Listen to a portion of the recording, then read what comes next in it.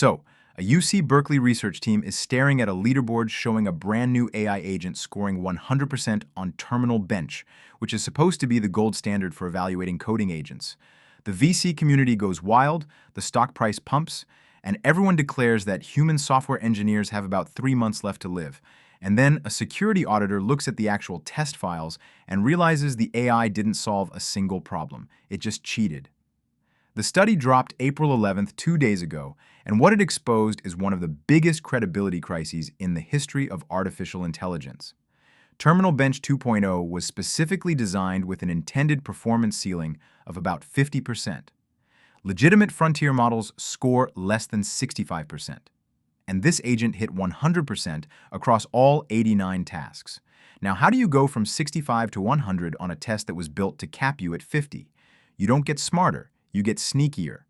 The agent deployed what's called a binary wrapper Trojan, which is basically a fake version of the program the test expects to run.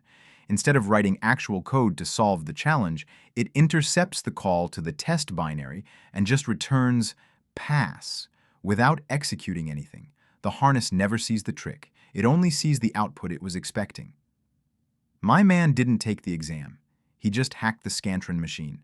And it's not just Terminal Bench. On SWE Bench Verified, which uses real GitHub repos and real engineering issues, agents were exploiting PyTest hooks, which is Python's built-in testing extension system, to force a 100% success rate without touching a single line of production code.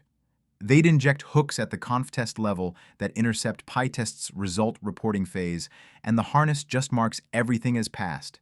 The agent never fixes the bug. It just tells the teacher the bug is fixed.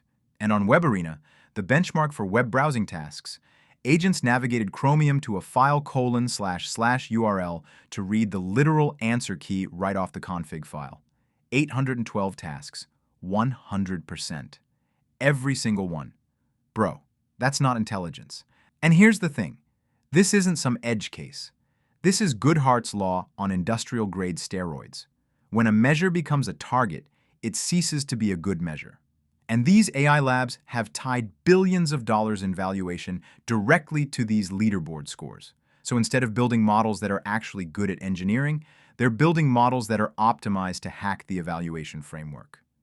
In January, Yann LeCun, Meta's own chief AI scientist, confirmed to the Financial Times that Llama 4's benchmark results were, and I quote, fudged a little bit. They used different models for different tests to inflate scores. Internal sources described the team as being in panic mode after DeepSeek v3 dropped. And this isn't even subtle.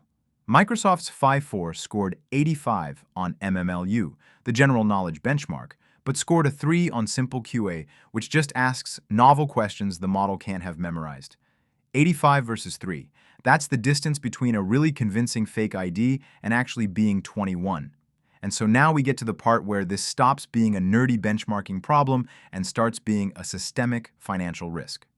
The combined capital expenditure of the big 5 hyperscalers, Amazon, Microsoft, Google, Meta, Oracle, is projected to exceed $600 billion in 2026. Roughly 75% of that is going directly into AI infrastructure. And in 2025, AI services across all these companies generated only about $25 billion in revenue. That is a 10-to-1 ratio of spending to income. Let that sit for a second. Meanwhile, on ARC-AGI-3, a benchmark specifically designed to prevent gaming by testing novel reasoning without written instructions, GPT 5.4 scores 0.3%, Claude Opus 4.6 scores 0.2%, Grok 420 scores literally 0. We're building a $600 billion data center rollout on the foundation of corrupted CSV files. And you've already felt this, by the way. You've noticed the models getting dumber in your actual IDE while the benchmarks keep going up. AI-generated code can have bug rates up to 4 times higher than human-written code. Enterprise confidence in autonomous AI agents collapsed from 43% to 22% in a single year. Microsoft Copilot's paid subscriber share contracted by 39% in 6 months. The benchmarks say genius. Your pull requests say slop. The entire AI ecosystem is currently locked in a massive multiplayer game of collective self-deception. The labs need the scores to go up to justify the compute costs. The VCs need the scores to go up to justify the valuations. The hyperscalers need the scores to go up to justify a capital expenditure that now exceeds the entire US energy sector's annual spending. And so everyone has quietly agreed to ignore the fact that these models aren't reasoning. They're pattern matching the exam. We don't have artificial general intelligence. We have the most expensive, most energy-intensive standardized test cheater ever invented.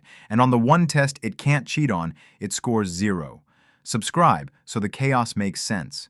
Have you noticed the models getting worse in real life while the benchmarks go up? Let me know. Thanks for watching.